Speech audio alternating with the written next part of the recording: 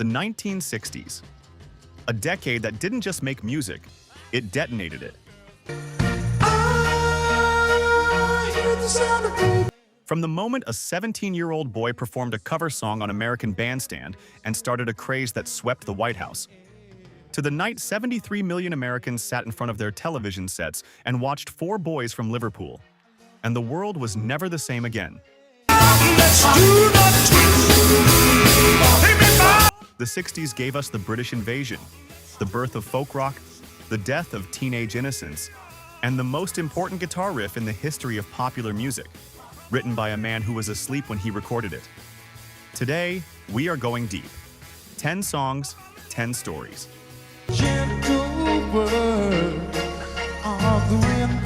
The 10 biggest rock and roll sellers of the 1960s, ranked by chart dominance, certified sales, and cultural impact. And I promise you this: every single story behind these songs is more extraordinary than you think. One of them was written in a closet. One of them almost got its publisher arrested. One of them was recorded in a single take at 10:15 at night by a man who could barely speak. Oh, I want them to turn black. Stick around, because the #1 song on this list is the only recording in the history of the Billboard Hot 100 to reach #1 twice, in two completely separate chart runs. Let's go. And do the twist. Song 1. I Can't Get No Satisfaction. The Rolling Stones, 1965.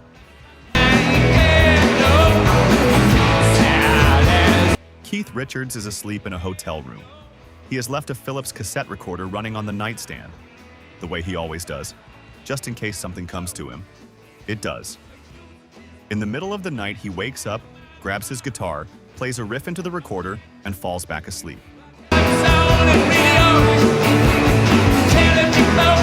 When he wakes up the next morning and presses play, what he hears is 20 seconds of a 3-note guitar line, duh, duh, duh, duh, duh, followed by himself mumbling the words, I can't get no satisfaction, and then 40 minutes of snoring. He told Uncut magazine he had absolutely no memory of doing it. He said there was the tape, 2 minutes of acoustic guitar, and then me snoring for the next 40 minutes. That riff, that accidental, half-asleep, fuzzy little riff, became the most recognizable guitar hook in the history of rock and roll. Now here's what makes this story even better. Keith Richards never wanted that guitar sound on the finished record. He had just been sent a new piece of gear, a Gibson fuzz box, and he was using it to sketch out where he imagined a horn section would eventually play. The fuzz tone was a placeholder, a demo track, a scratch that he intended to replace with real brass later. But when producer Andrew Loog Oldham heard it, he refused to change it. The other Stones voted to keep the fuzz guitar. Richards was outvoted on his own greatest creation. Mick Jagger wrote the lyrics 4 days later, sitting by a hotel pool in Clearwater, Florida, after a riot had cut their concert short at just 4 songs. He was frustrated, bored, and furious, or perfect conditions for writing one of rock's greatest anthems of dissatisfaction.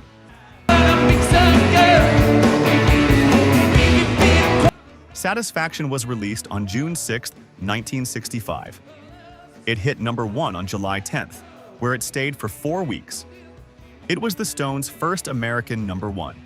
Rolling Stone magazine ranked it #2 on their list of the 500 greatest songs of all time. The Library of Congress added it to the National Recording Registry. And Richards himself? He later admitted, if he'd had his way, Satisfaction would never have been released. From a riff written in a dream, we move to a song recorded on the last legs of a failing voice, in a single take, in 15 minutes. That became the most famous vocal performance in the history of rock and roll. Song 3. Good Vibrations. The Beach Boys, 1966.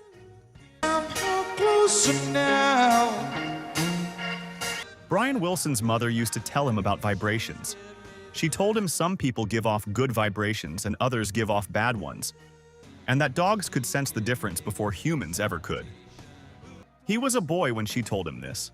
He didn't fully understand it, but it stayed with him, and in 1966, he turned it into the most ambitious pop single ever recorded.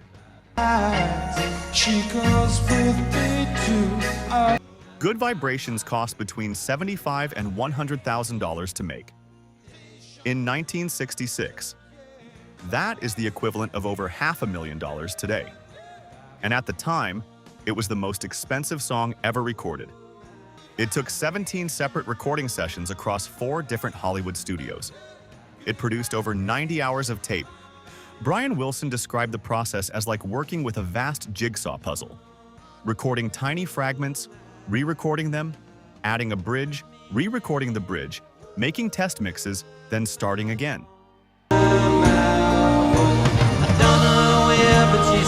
He did not use a standard recording approach. He recorded completely different versions of each section, with different instrumentation at different studios. Then he cut the tapes together by hand, literally splicing them into a 4-minute mosaic of sound. The distinctive electronic whine you hear on the recording, the one everyone calls a theremin, is actually a custom-built instrument called the electro-theremin, built by a man named Paul Tanner. Wilson thought of the sound, he later said, as a woman's voice or a violin bow on a carpenter's saw. Beatles publicist Derek Taylor heard it and immediately called it a pocket symphony, and that is what it is. Good Vibrations was released on October 10, 1966. It sold 230,000 copies in its first 4 days. It hit number 1 on December 10, 1966, where it stayed for 1 week.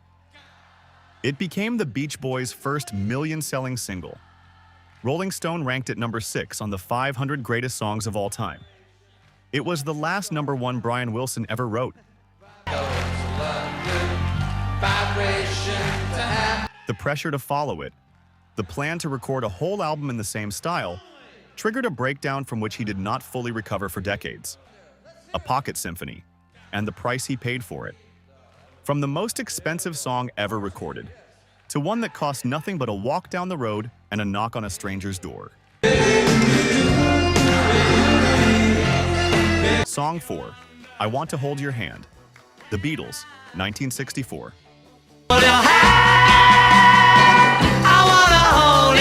On Halloween night, 1963, Ed Sullivan was stuck at London's Heathrow Airport. Thousands of screaming teenagers had surrounded the terminal, completely blocking the roads. Sullivan had no idea what was happening. He turned to someone and asked, "What is all this about?" The answer was 2 words, the Beatles. Sullivan went back to his hotel, found their manager Brian Epstein's phone number, and called him. Within days, a deal was struck. You let me hold your hand. The Beatles would perform 3 shows on The Ed Sullivan Show in February 1964. They would be paid $2,400 per show, less than many other guests that season. What nobody knew was that this $2,400 booking would trigger the single biggest cultural moment in American television history. A 14-year-old fan named Marcia Albert had seen a brief clip of the Beatles on a news broadcast. She thought they were extraordinary. She wrote a letter to a Washington, D.C. disc jockey named Carol James, asking him to get one of their records and play it on the air. He did. That airplay spread. Got that something. I think stations across the country started playing I Want to Hold Your Hand before Capitol Records had even officially released it. Capitol was so overwhelmed by demand that they moved the release date 3 weeks earlier. The single was released December 26, 1963. It sold 250,000 copies in the first 3 days. By January 10, 1964, it had sold over 1 million copies. By February 1st, it held the number 1 spot on the Billboard Hot 100. It stayed there for 7 weeks. Now let me be your man. Then, on February 9th, 1964, 73 million Americans watched the Beatles perform it live on The Ed Sullivan Show. That was 45% of every household in the country. It is still, by percentage of population, one of the highest-rated television programs in American history. Now let me hold your hand. Bob Dylan heard the line "I can't hide" in the chorus and thought they were singing "I Get High." He was so convinced the Beatles were singing about marijuana that he famously introduced them to pot. They weren't. But the encounter changed the Beatles forever. I Want to Hold Your Hand spent 15 weeks on the Hot 100. It launched the British invasion, an era during which British artists dominated the American charts for the rest of the decade. A 14-year-old girl's fan letter changed the world. From the song that started the British invasion to the one that cemented a king's comeback. And the recording session almost didn't happen because of a money dispute. Song 5, Suspicious Minds, Elvis Presley, 1969. Elvis Presley has not had a #1 hit in 7 years. For the better part of a decade, he has been trapped in Hollywood, making movie after movie, recording disposable soundtrack albums, watching the world move on without him. The Beatles have arrived. Bob Dylan has redefined songwriting. Motown has taken over soul. And Elvis is singing about puppies and luau's in films that he himself despised.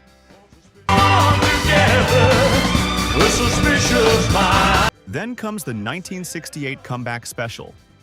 In a black leather suit, sweating under the lights, he performs with a ferocity that reminds the world of exactly who he is.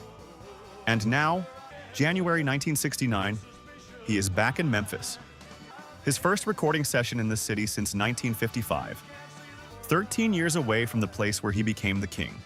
He is working with a studio producer named Chips Moman at American Sound Studio, and Moman plays him a song. Songwriter Mark James had written Suspicious Minds the previous year. He recorded it himself. It went nowhere.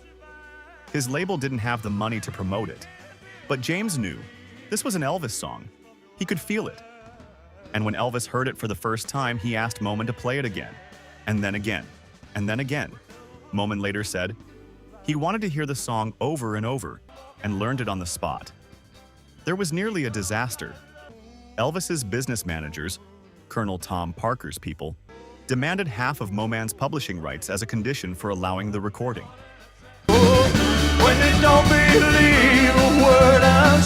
Moman said they were trying to steal from him. He threatened to end the whole session. An RCA executive intervened. Elvis recorded the song.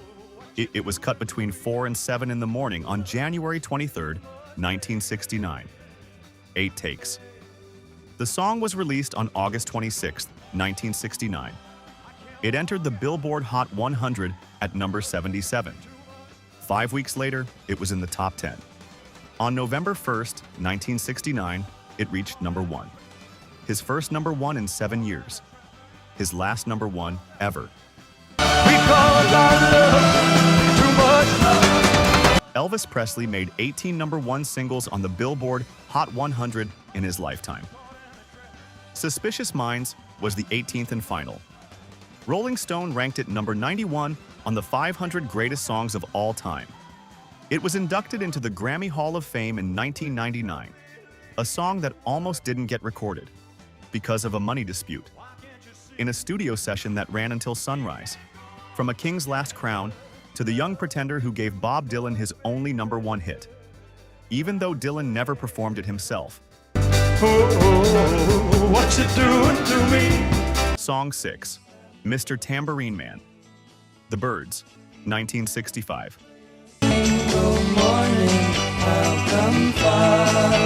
The Byrds recorded the single on January 20th, 1965, 5 days after Dylan recorded his own definitive version.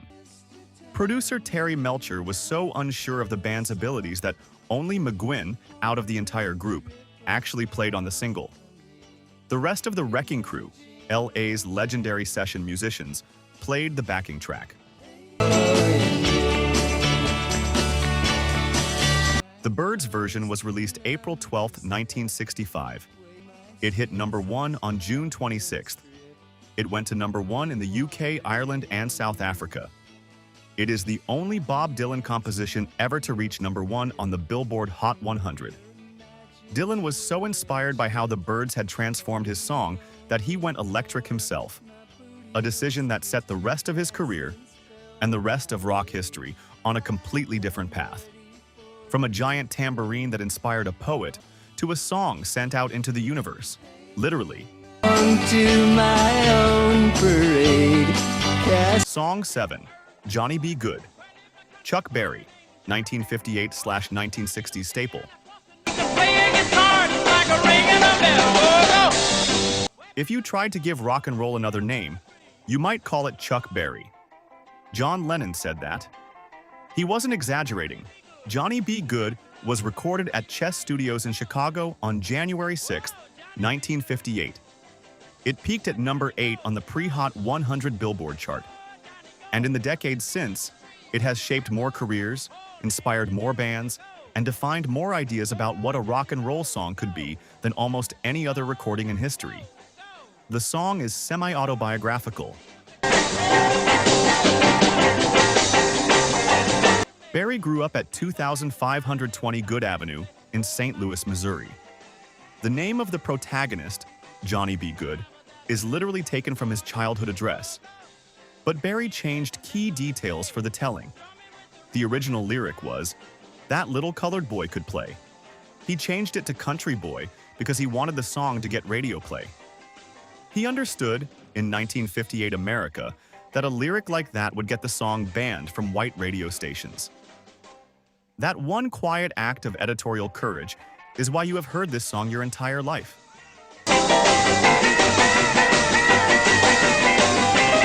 The opening guitar riff was borrowed, openly, from a 1946 Louis Jordan track called "Ain't That Just Like a Woman?" Berry was always honest about this.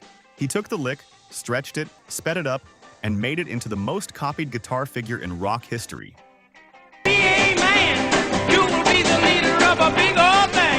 Lennon and McCartney both listed Berry as their primary influence. Keith Richards said studying Berry's records taught him everything he needed to know about rock and roll guitar. Jimi Hendrix covered it live. The Grateful Dead played it at least 287 times in concert. In 1977, NASA included Johnny B. Goode on the Voyager Golden Record, a selection of music sent into deep space to represent human culture to any intelligent life that might find the spacecraft. It is the only rock and roll song on that record. If aliens ever hear it, their introduction to our music will be Chuck Berry doing his duck walk. Johnny B. Goode, tonight, go, go. At the first ever Rock and Roll Hall of Fame induction ceremony in 1986, Berry was inducted. He performed Johnny B. Goode. His backing band that night? Bruce Springsteen and the E Street Band. A song about a country boy from Louisiana who could play guitar just like ringing a bell. Written by a city boy from Missouri, now floating somewhere between the stars. From the song launched into space, to the song that started the world dancing. Literally. Song 8, The Twist, Chubby Checker, 1960/1962. This is the only song in the history of the Billboard Hot 100 to reach number 1 in 2 completely separate chart runs. Not a re-release, not a remix. The same exact recording. Number 1 in September 1960, off the chart entirely, and then, over a year later, number 1 again in January 1962. No other song has ever done this. Here is how it happened. Hank Ballard, the R&B artist who actually wrote The Twist in 1958, had recorded the original. It was a modest hit on the R&B charts but never crossed over. Dick Clark, the host of American Bandstand, wanted to feature the song on his show. But Ballard's group, the Midnighters, couldn't make the scheduling work. So Clark turned to a young singer he knew, an 18-year-old from South Philadelphia named Ernest Evans. Now, Ernest was a natural performer, a mimic, and completely unafraid of a camera. Dick Clark's wife Barbara nicknamed him Chubby, as a play on the name Fats Domino. And just like that, Chubby Checker had a name. He recorded an almost note-for-note copy of Ballard's original, performed it on American Bandstand on August 6, 1960. And the next morning, America woke up doing the twist. The dance was revolutionary. For the first time, people danced apart from each other. No touching, no partner required. Chubby Checker described it as like putting out a cigarette with both feet while toweling yourself off after a shower. It hit #1 in September 1960. Then it fell off the charts entirely. But in late 1961, reports started coming in from New York City. Celebrities were doing the twist at nightclubs. Jacqueline Kennedy had been photographed doing it. The gossip columns called it the new adult dance rage. Checker appeared on The Ed Sullivan Show in October 1961. 10 million people watched. The label took out a full-page ad in Billboard. The twist. America's newest adult dance rage. The song went back to #1 in January 1962, where it stayed for 2 weeks. In 2008, Billboard declared the twist the #1 song of the entire Hot 100 era. In the 60-plus year history of the chart, that recording by Chubby Checker held the top spot in their all-time ranking for years. It was only dethroned by The Weeknd's Blinding Lights in 2021. From the song that made the world dance, to a song that began as a rough demo nobody wanted to release, and became the anthem of a generation. Song 9, Hey Jude, The Beatles, 1968. Hey Jude. Paul McCartney is driving his Aston Martin to Weybridge, Surrey. He is on the way to visit his friend's wife and 5-year-old son. The friend is John Lennon. The wife is Cynthia. The 5-year-old is Julian. John had just left Cynthia for Yoko Ono, and Paul found himself in the car thinking about this little boy, this kid who was about to lose his family, and he started singing to himself. Hey Jules, don't make it bad. Take a sad song and make it better.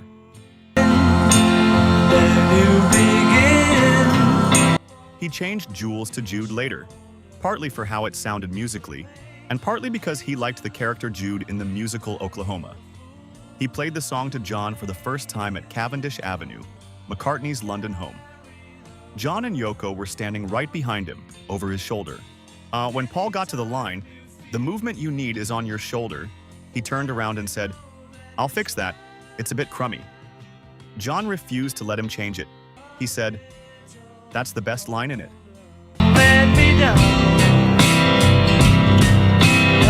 The Beatles recorded the song at Trident Studios in London on July 31st and August 1st, 1968. They used a 36-piece orchestra.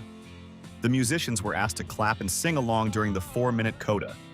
One member of the orchestra, famously, refused. He said it was beneath him. The rest earned double their normal fee. The final recording runs 7 minutes and 11 seconds. At the time, it was the longest single to top the British charts in history. Hey Jude was released on August 26, 1968. It was the first release on Apple Records, the Beatles' own label. It entered the Billboard Hot 100 at #10. The first time any single had ever debuted in the top 10 in its first week. It hit #1 on September 28th. It stayed there for 9 weeks, tying the all-time record for the longest run at #1 in 1968. By the end of the year, it had sold 5 million copies worldwide. It eventually sold 8 million.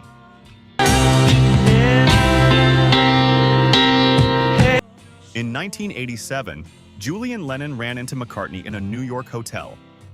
It was the first time Paul had ever told him face-to-face that the song was written for him. Julian said he admitted to Paul that he had always felt closer to him than to his own father. There are photographs of 5-year-old Julian sitting on Paul McCartney's lap, laughing. More photographs of that than of Julian with John at the same age.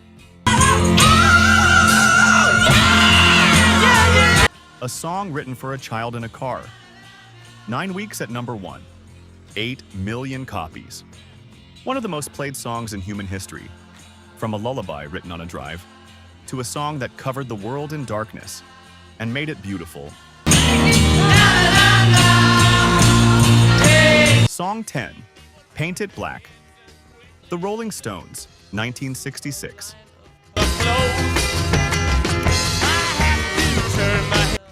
In the spring of 1966, the Rolling Stones were in the middle of recording their fourth album, Aftermath. Brian Jones had been experimenting with new instruments, unusual ones, instruments that most British rock bands had never touched. On this session, he picked up a sitar. He had heard it on Beatles records. He had been listening to Indian classical music. He sat down and started to play. The song Paint It Black had already been written by Mick Jagger and Keith Richards. It had a complete arrangement. It was, by all accounts, finished. But when Jones began playing that opening sitar riff, that relentless, descending, hypnotic line over Bill Wyman's bass and Charlie Watts' driving drum beat, everyone in the room felt something shift. Or producer Andrew Loog Oldham later said it was one of those moments in the studio where you know immediately you're hearing something that cannot be undone. The song is about grief. Pure, raw, absolute grief. The narrator sees a red door and he wants it painted black. He sees girls in summer dresses. He wants to turn them black. He sees a line of cars. He wants them all turned black. He cannot see or feel anything that isn't grief.